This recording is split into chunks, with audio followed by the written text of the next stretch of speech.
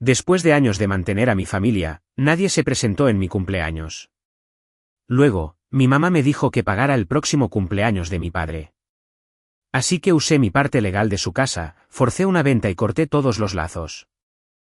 Desde que comencé a trabajar en mi primer empleo a tiempo completo después de la universidad, me convertí en un sistema de apoyo financiero no oficial para mis padres.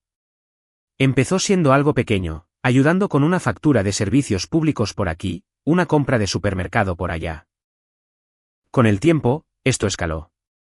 Mis padres no eran, para decirlo claramente, expertos en el manejo de sus finanzas. Mi padre trabajaba, pero sus ingresos eran inconsistentes, y mi madre no trabajaba fuera de casa. Vivían por encima de sus posibilidades, un hecho que se me hizo más claro a medida que crecía y entendía más sobre el dinero. Unos 10 años antes de mi 35º cumpleaños, es decir, cuando tenía unos 25 años, estaban a punto de perder su casa. Tenían una hipoteca con la que estaban luchando y necesitaban refinanciarla o encontrar alguna manera de asegurarla. Para entonces yo tenía un buen trabajo y un puntaje de crédito sólido. Me pidieron que fuera cofirmante en un nuevo acuerdo hipotecario para su casa actual. Yo dudé, pues entendía los riesgos que implicaba ser cofirmante.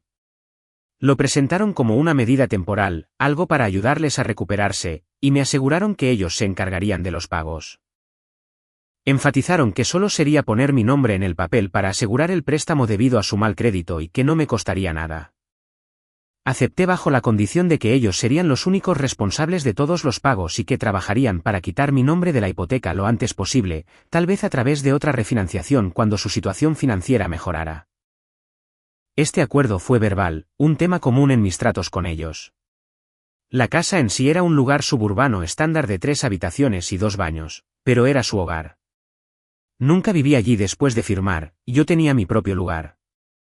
Durante la década que transcurrió entre la firma conjunta y mi 35º cumpleaños, continué brindando asistencia financiera. Esto no era solo dinero para gastos menores, era sustancial.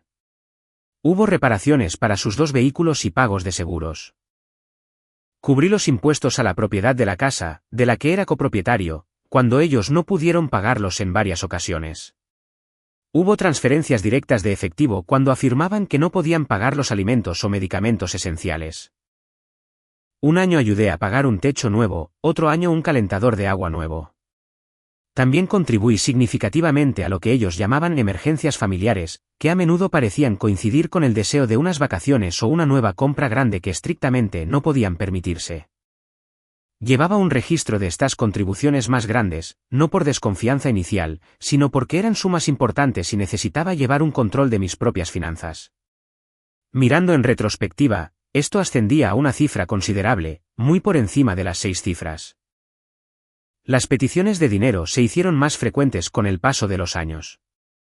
Mi propia estabilidad financiera parecía ser una señal para que ellos pidieran más. Si conseguía un ascenso o un bono, la noticia les llegaba de alguna manera, y poco después aparecía una nueva petición. Intenté establecer límites. Les explicaba que tenía mis propias metas financieras y mi propio futuro que planear. Estos intentos generalmente eran recibidos con declaraciones de mi madre que me inducían a la culpa, remarcando todo lo que habían hecho por mí cuando era niño, o diciendo cómo la familia debería apoyarse incondicionalmente. Mi padre por lo general permanecía en silencio, dejando que mi madre hablara en estas situaciones. El patrón era que se esperaba que yo diera, pero había poca reciprocidad en términos de respeto por mi tiempo, mis esfuerzos o los eventos de mi propia vida. Mis cumpleaños, por ejemplo, a menudo eran olvidados o reconocidos con una llamada telefónica superficial de último minuto. Si mencionaba algún logro personal, lo recibían con un breve reconocimiento antes de que la conversación volviera a centrarse en sus necesidades o problemas. Era una calle de un solo sentido. Yo era el proveedor financiero, el que resolvía los problemas, pero no mucho más a sus ojos. O al menos así se sentía. Pagué la matrícula universitaria de mi hermana menor durante 2 años cuando ellos no pudieron, una suma de alrededor de $30,000. Prometieron devolvérmelo, pero nunca lo hicieron. Cubrí facturas médicas de emergencia de mi padre que totalizaban alrededor de $15,000 después de que su seguro no alcanzara a cubrirlas. De nuevo, una promesa de reembolso que nunca se materializó. Incluso financié una parte importante de la celebración de su 30º aniversario de bodas, una fiesta que insistieron en hacer a pesar de su estado financiero porque mi madre dijo que era importante para su estatus social. Eso fueron otros $10,000. Guardé recibos, registros de transferencias bancarias y correos electrónicos donde se discutían estas sumas. No porque hubiera planeado algo de esto, sino porque no eran cantidades triviales, eran transacciones financieras significativas. La casa en la que firmé como avalista era una fuente constante de ansiedad leve para mí. Revisaba periódicamente para asegurarme de que se estuvieran haciendo los pagos de la hipoteca, ya que cualquier incumplimiento afectaría mi crédito. Hubo algunos sustos, instancias en las que tuve que intervenir y hacer un pago yo mismo para evitar un cargo por pago atrasado o una marca negativa en mi historial crediticio. Cada vez me aseguraban que no volvería a suceder, y cada vez yo me mostraba más escéptico. Mi nombre estaba en ese título de propiedad como copropietario conjunto con derecho de supervivencia, según el requisito del banco para que yo cofirmara el préstamo. Esto significaba que legalmente yo era dueño de una parte de la casa. En ese momento, parecía solo una formalidad para asegurar el préstamo. Llegó la semana de mi 35º cumpleaños. No esperaba una gran celebración.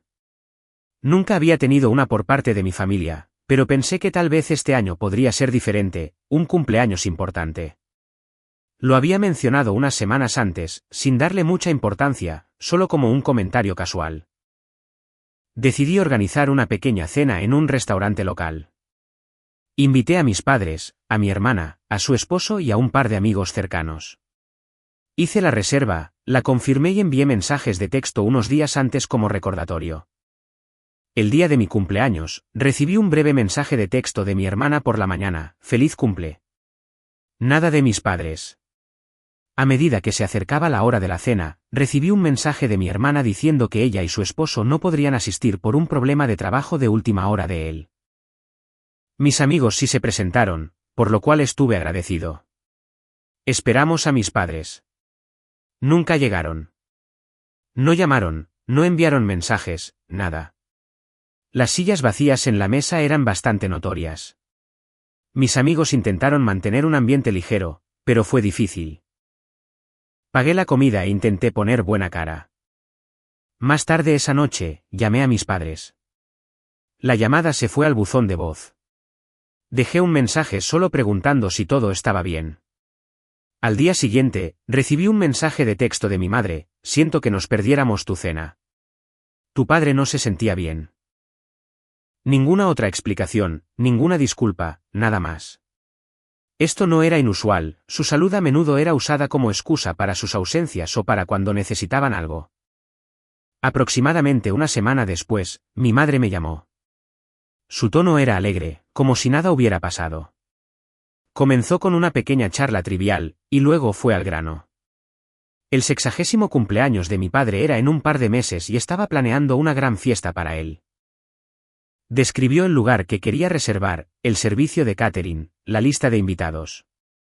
Luego dijo: «Nos falta un poco para el depósito y los pagos iniciales. Esperábamos que pudieras ayudarnos. Necesitamos unos $2,000.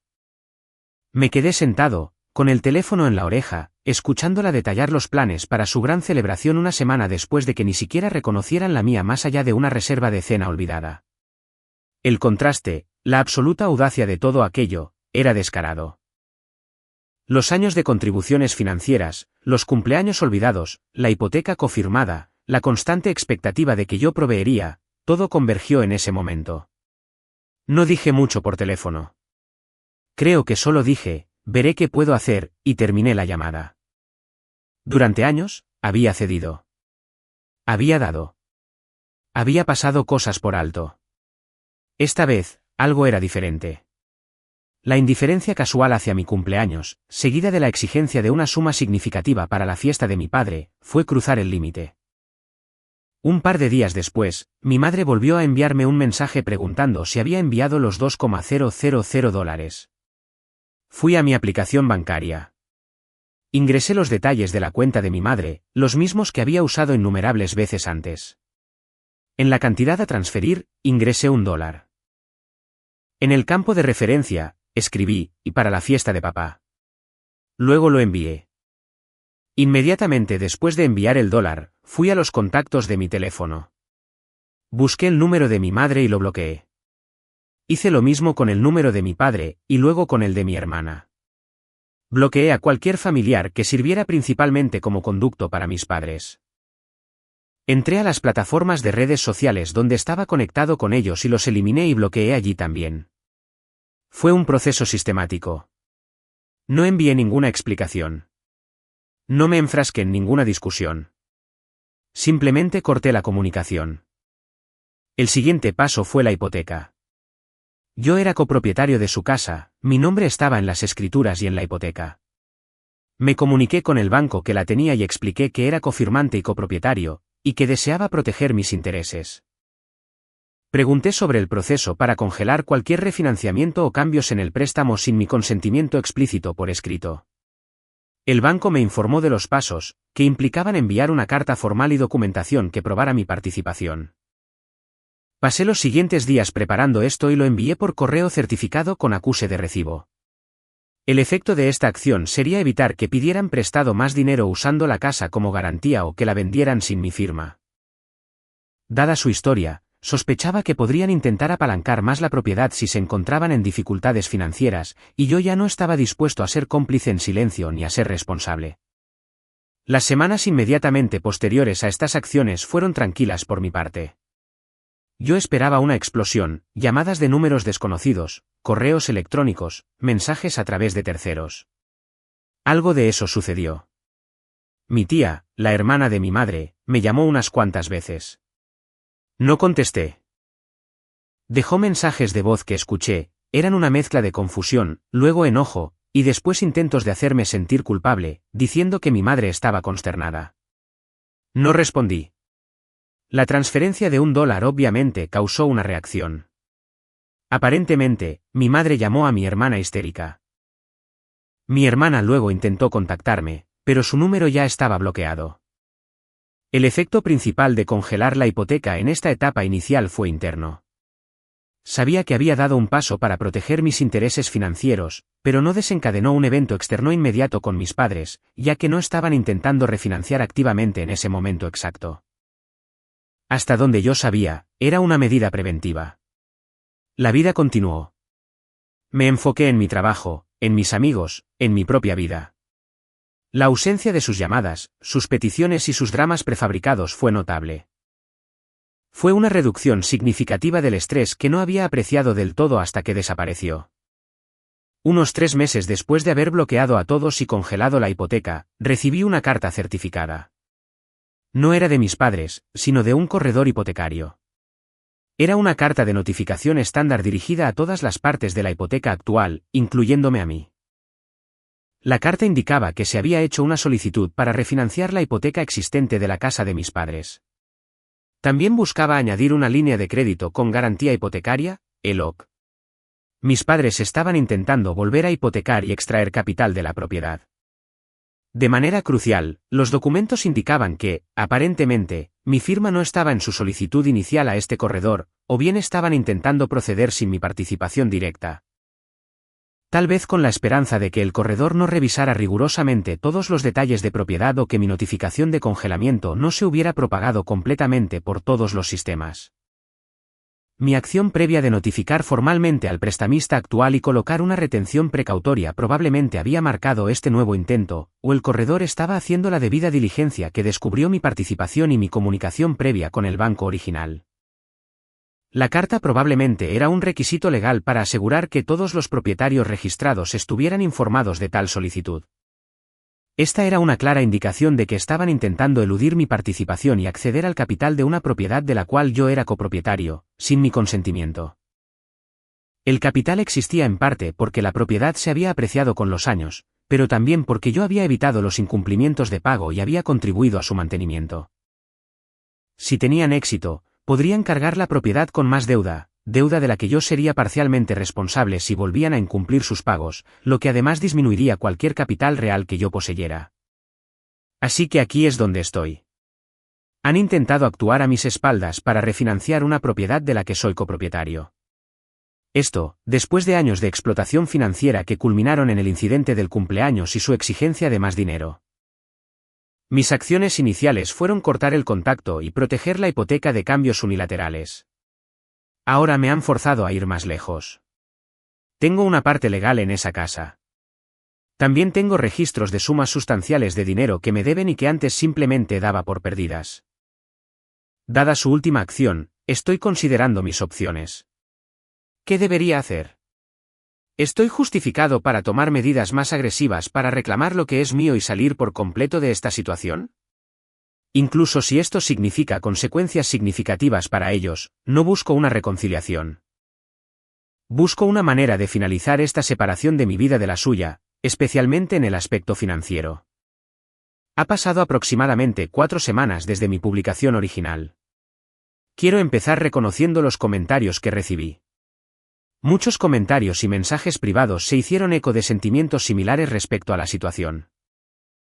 El consenso general fue que las acciones de mis padres, efectivamente, cruzaron la línea y que yo estaba justificado al tomar medidas para proteger mis intereses financieros. Surgieron varias preguntas sobre los detalles de la situación, las cuales aclararé ahora, ya que fueron pertinentes para mi proceso de toma de decisiones. Cuando confirmé la hipoteca 10 años antes de mi 35º cumpleaños, fui agregado al título de la casa como copropietario conjunto con derecho de supervivencia. Este fue un requisito del prestamista porque yo estaba asumiendo la obligación de la hipoteca. Significaba que no era solo un garante, era un copropietario legal de la propiedad. En ese momento tenía 25 años, y aunque entendía que me daba una participación, el enfoque principal en ese entonces era simplemente ayudarles a evitar que perdieran su hogar. Mis padres habían enfatizado que era solo una firma para ayudarlos, y nunca discutimos en profundidad las implicaciones de la copropiedad, como por ejemplo cómo funcionaría una futura venta o la compra de mi parte. Este fue un descuido significativo por mi parte, impulsado por la juventud y el deseo de ayudar. Muchos pidieron un desglose de los $200,000. He estado revisando mis registros financieros meticulosamente. Los $200,000 son un estimado aproximado pero conservador. Los artículos principales incluyen alrededor de $45,000 en transferencias directas de efectivo a su cuenta bancaria durante aproximadamente 10 a 12 años, típicamente para cubrir el déficit de facturas o gastos inesperados. Estas solían ser sumas de $300 a $1,000 cada vez. $30,000 para la matrícula universitaria de mi hermana, que ellos habían acordado reembolsar. $15,000 para las facturas médicas de bolsillo de mi padre tras una cirugía. $10,000 para su fiesta de 30º aniversario, aproximadamente $25,000 en impuestos a la propiedad y pagos de seguros de vivienda que hice para su casa a lo largo de los años cuando afirmaban que no podían pagarlos. Esto era para proteger el activo y mi calificación crediticia ligada a la hipoteca. Alrededor de $20,000 para reparaciones importantes en el hogar, $12,000 para el reemplazo del techo y $8,000 para un nuevo sistema de aire acondicionado / calefacción, BAC, y un calentador de agua. Los gastos relacionados con los autos los estimo en unos $18,000. Esto incluye liquidar un préstamo sobre el auto de mi madre por $7,000, más numerosas ocasiones cubriendo costosas facturas de reparación y el seguro de ambos vehículos. El resto comprende préstamos más pequeños para cosas como el reemplazo de electrodomésticos, asistencia para consolidación de deudas que solicitaron y otras crisis financieras imprevistas, todo lo cual nunca fue reembolsado. Tengo estados de cuenta bancarios, recibos escaneados de las reparaciones principales y cadenas de correos electrónicos donde se discutieron muchas de estas cantidades y las promesas de reembolso. Como dije antes, recibí una carta certificada de un corredor hipotecario.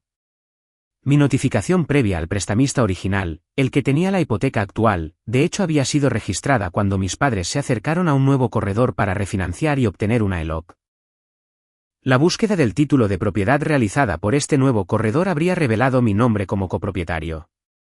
El procedimiento estándar entonces requiere que todos los propietarios legales sean notificados y que consientan los nuevos gravámenes o cambios en la hipoteca. La carta que recibí probablemente fue resultado de la debida diligencia del nuevo corredor o de una notificación activada desde el sistema del prestamista original debido a mis medidas de protección anteriores. Estaba claro que habían iniciado este proceso sin hablar conmigo primero. Leer los comentarios confirmó mi propia evaluación. El intento de mis padres de refinanciar sin mi consentimiento fue una grave violación de confianza y una amenaza directa a mi interés financiero en la propiedad. No se trataba solo del dinero. Se trataba del patrón continuo de sentir que tenían derecho a todo y del desprecio por mí como individuo con mis propios derechos y bienestar financiero.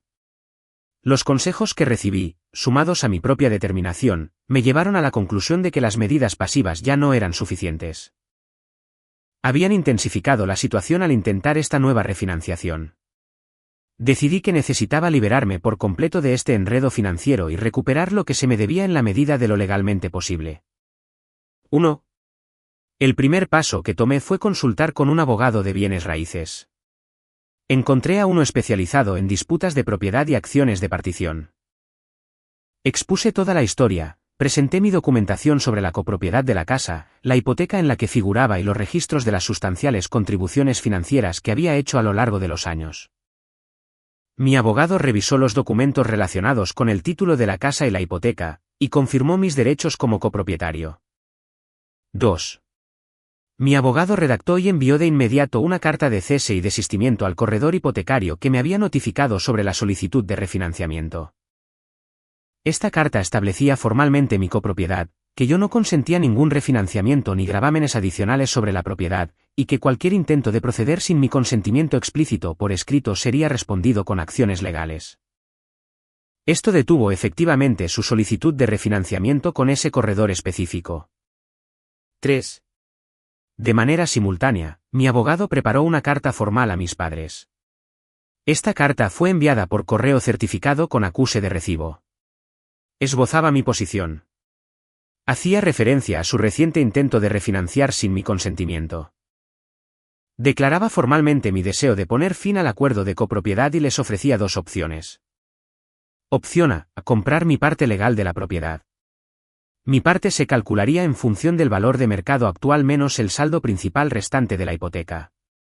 La carta especificaba que se requeriría una tasación profesional para determinar el valor justo de mercado. Opción B, si no podían o no querían comprar mi parte dentro de un plazo específico, propusimos 60 días, solicitaría al tribunal una venta por partición. Una venta por partición es una venta ordenada por un tribunal de una propiedad conjunta, en la que los ingresos se dividen entre los propietarios según sus respectivos intereses. La carta dejaba claro que hablaba en serio sobre seguir adelante con esto. 4. Incluido con la carta sobre la propiedad, había un desglose contable detallado por separado de los aproximadamente $200,000 en gastos pasados que yo había cubierto o prestado, de los cuales tenía registros. La carta indicaba que, si bien algunos de estos fueron obsequios en su momento, muchos, como la matrícula y las facturas médicas, vinieron con promesas explícitas, aunque verbales, de reembolso, otros artículos, como cubrir sus impuestos sobre la propiedad en una casa de la que era copropietario. Fueron gastos en los que incurrí para proteger mi interés en su activo, los cuales ahora buscaba recuperar como parte de la desvinculación financiera general.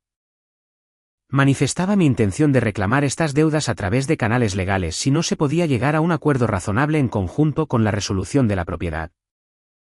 Entendíamos que recuperar los $200,000 completos podría ser difícil, especialmente las partes que podrían argumentarse como regalos, pero incluirlo todo era una postura de negociación y un reflejo del desequilibrio financiero total. Los artículos con promesas de pago claras, la matrícula de mi hermana, las facturas médicas de papá, eran reclamos más fuertes. La carta de cese y desistimiento al corredor hipotecario detuvo ese intento de refinanciamiento en seco. El corredor confirmó la recepción y declaró que no procederían sin el consentimiento de todos los propietarios legales.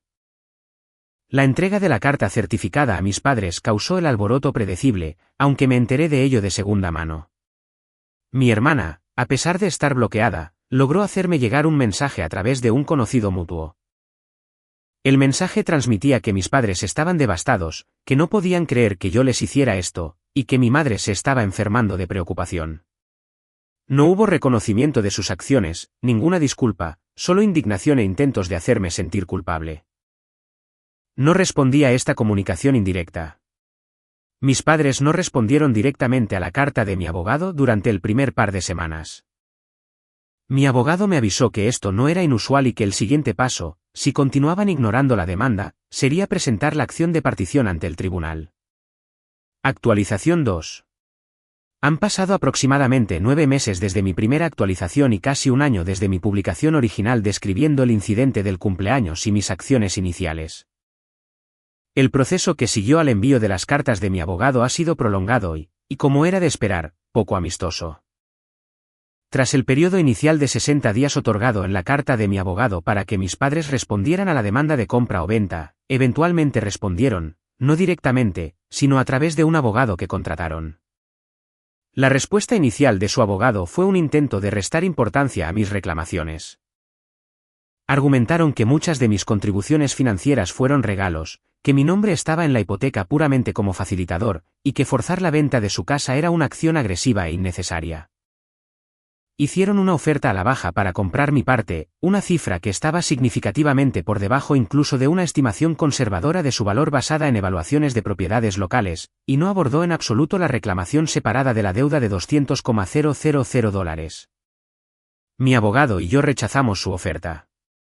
Ya habíamos encargado una tasación independiente de la propiedad, que la valoró en $450,000.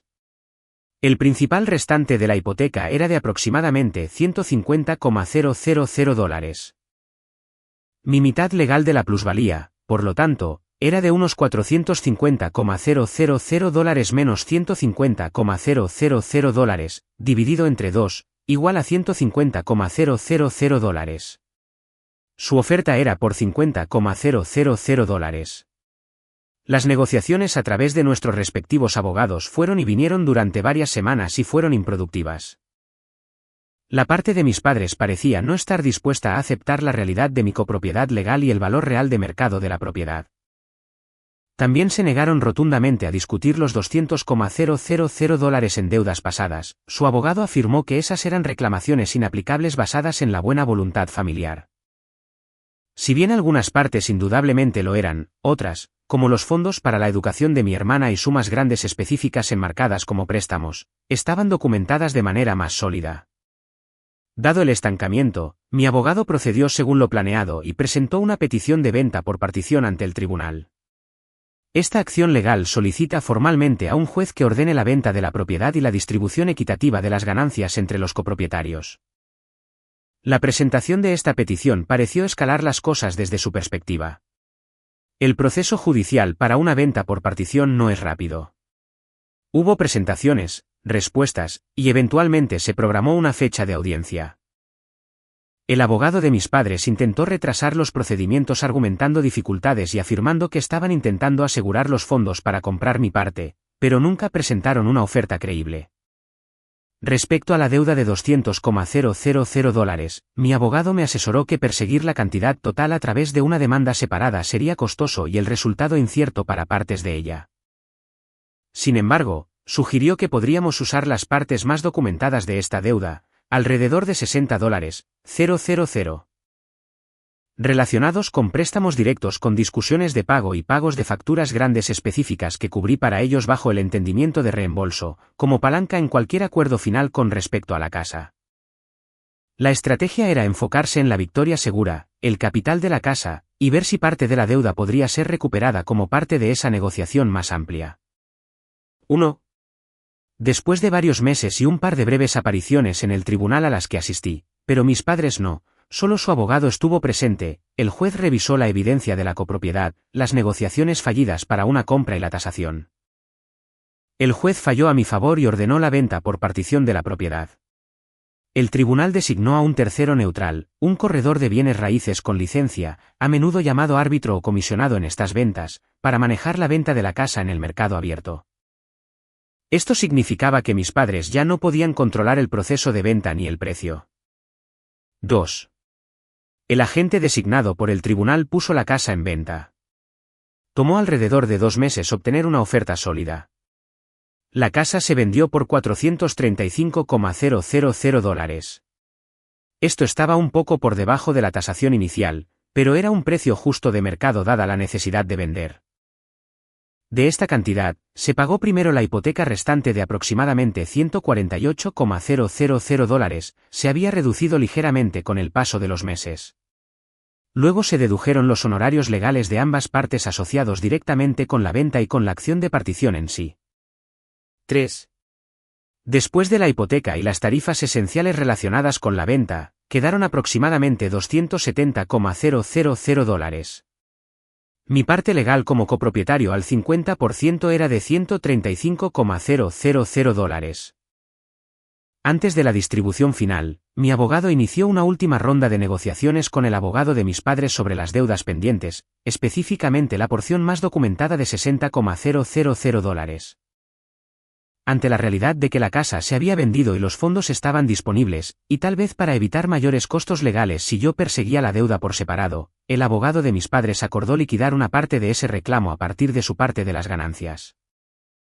Acordaron que yo recibiría $40,000 adicionales de su parte del acuerdo por deudas pasadas.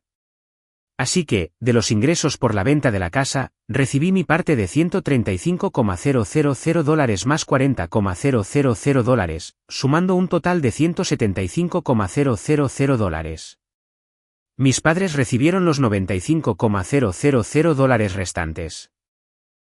Esta fue una reducción significativa respecto a lo que habrían tenido si hubieran manejado sus finanzas o me hubieran comprado mi parte de forma justa con anterioridad. 4.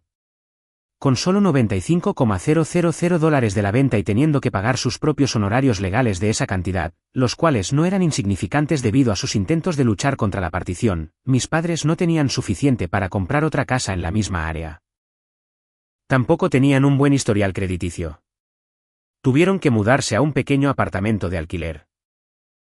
La pérdida de la casa en la que habían vivido por décadas fue una consecuencia directa de la cadena de eventos que comenzó con mi decisión de ya no financiar su estilo de vida y su posterior intento de volver a hipotecar sin mi consentimiento. La presión financiera también llevó a otras consecuencias para ellos. Los $95,000, después de honorarios legales y costos de mudanza, probablemente disminuyeron rápidamente. Me enteré indirectamente a través del mismo conocido que mi hermana había usado antes, aunque yo no solicité esta información, de que tuvieron que vender uno de sus dos autos, una SUV más vieja, porque no podían pagar el seguro ni las posibles reparaciones. El trabajo esporádico de mi padre aparentemente se volvió aún más esporádico y estaban batallando significativamente.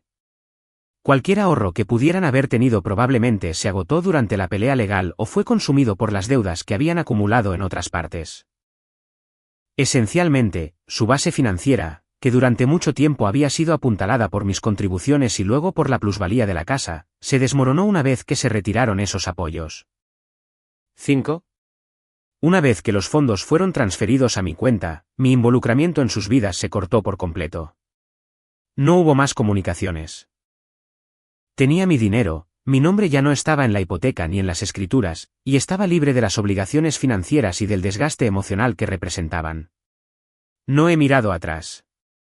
Mi vida ha sido considerablemente más tranquila y más enfocada en mis propios objetivos. He usado los fondos recuperados para reforzar mis propias inversiones y estoy considerando comprar una propiedad para mí, una que esté únicamente a mi nombre. Todo el proceso, desde el incidente del cumpleaños hasta la liquidación financiera final, tomó un poco más de un año. Perdieron su casa, un auto y su estabilidad financiera tal como la conocían. Yo me fui con una parte de lo que se me debía y lo más importante, con mi independencia financiera de ellos completamente asegurada.